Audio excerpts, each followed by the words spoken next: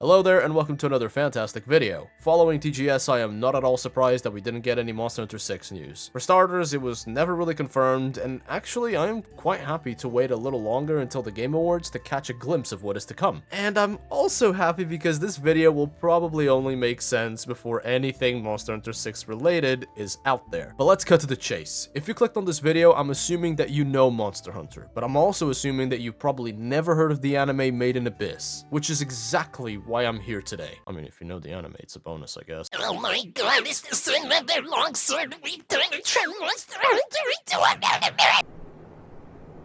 Bruh. Firstly, I don't main longsword. I main gunlets.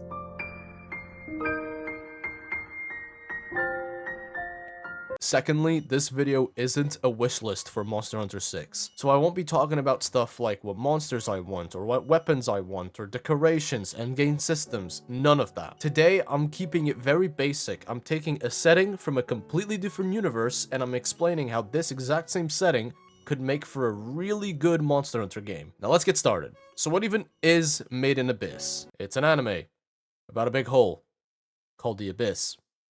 Alright, video's over, go home. The story revolves around orphan children who are performing child labor to become explorers so they can reach the bottom of the Earth's deepest hole. And yes, it is taking a lot of self-control to not make a your mom joke here. With a simple premise like this, you might be thinking, okay, there's a big hole, so what? How does this link to Monster Hunter? You see, the Abyss is so damn deep that no one actually knows how far down this thing goes. And we're not talking about some big dark cave that makes it hard to see. We're talking about entire ecosystems filled to the brim with things straight out of a Monster Hunter game. Really weird creatures, plants with very unique properties. There is even a biological replica of skies within the Abyss to simulate a day and night cycle. For example, let's check this place out. You're looking at the Goblet of Giants, one of the deepest layers of the Abyss. It kinda looks like a swamp mixed with the bottom of the ocean, and it low-key reminds me of the Coral Highlands a lot. And there are plenty of ecosystems within the Abyss that actually bear great resemblance to Monster Hunter maps. For example, one of the upper levels is called the Forest of Temptation, and part of it reminds me of the Verdant Hills. But then another part of this exact same place reminds me of the Misty Peaks. The connection I'm trying to make might seem superficial at first. I mean, after all, there are so many games out there with similar environment design. But this is where things get a little bit more interesting. I bet some of you must have been thinking that there's some bullshit magical reason for all this to take place, right? Well,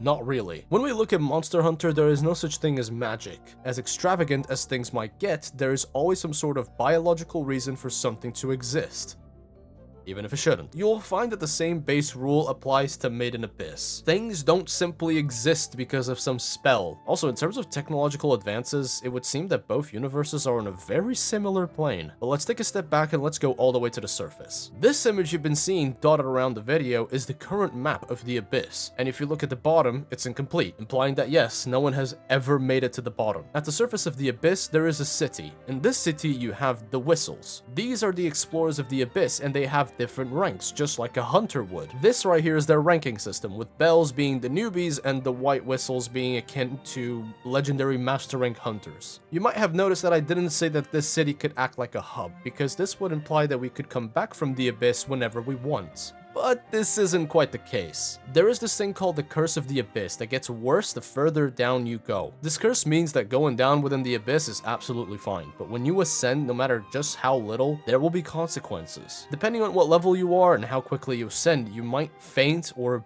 even die. And trust me, death is an absolute mercy within this place. There are worse fates out there. Technically, there are a couple of established base camps within some levels of the Abyss, and you can ascend as long as you do it really slowly. But I think this curse would make no sense outside of the anime, so for a Monster Hunter game, I say we just remove this entirely and then go up and down as we please. Another thing that I've neglected to mention is how the monsters in Monster Hunter, they thrive in their own respective ecosystems, with some being able to migrate or even evolve within different environments. And this exact same principle can be seen within Made in Abyss. Every single level will have some dangerous endemic life that is ready to crack your skull wide open. For example, these guys are corpse sweepers. They can imitate the cries for help of their prey to lure more in. And yes, That includes humans. They exist within the upper layers where there's plenty of trees and forest-like environments and high vantage points where they can make their nests. Further down, we have the inverted forest, where, you guessed it, the trees are upside down. Here you got these aggressive monkeys that might not eat you, but they will beat you up and throw your body down into the abyss.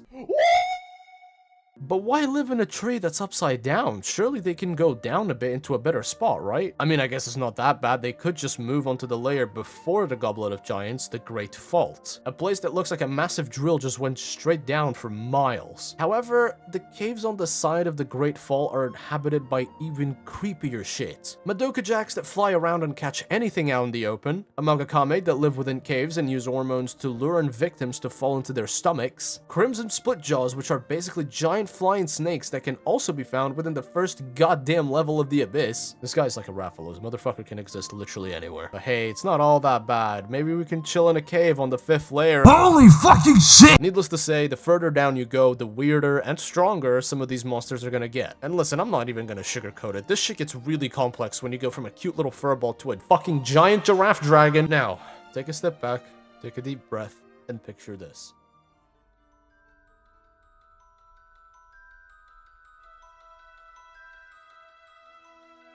The guild has commissioned a new group of hunters to explore this new mysterious island in the new world with a great sinkhole in the middle. Some say a Dolmador is the cause of this. Others say that it must have been something greater than Olaviante. Regardless, as you descend into the newly found abyss to chase this mysterious monster, you find there are actually entire underground ecosystems with species that you've never seen before. Perhaps you might even run into some familiar faces. I'm telling you, man, this shit is the perfect plot for a Monster Hunter game. The bottom line here is that yes, I believe that with a few adjustments, Made in Abyss has a fantastic setting for a new Monster Hunter game. We will probably never see something like this, but man, the more I think about it, the better the idea gets in my head. Just think about it, we could be finding all sorts of things, like caves that house a bioluminescent Tobikadachi, underwater lakes that house Abyssal Legiacris, nesting grounds for Dalamador or Sharashvalda, and at the bottom of the pit we could even find a lost city of hunters that have been fighting off a great elder dragon of sorts. See, the story can just go in so many different directions and all of them just get me so excited. I don't know, maybe it's just me. But it doesn't look like it's just me because I brought this up on one of my Monster Hunter World streams and one of you guys has already gone ahead and done like a draft of a monster that could live in the abyss. Now I can't pronounce the name properly, but the Hamster, which is one of the viewers here in the channel, he's a lovely guy. He's gone ahead and made an entire draft of a monster, not just a drawing.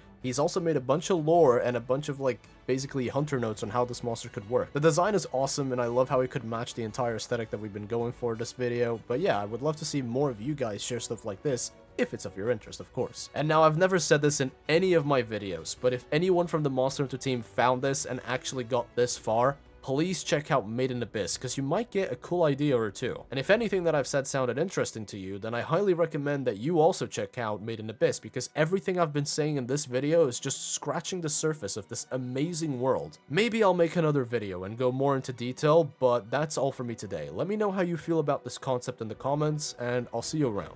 Peace.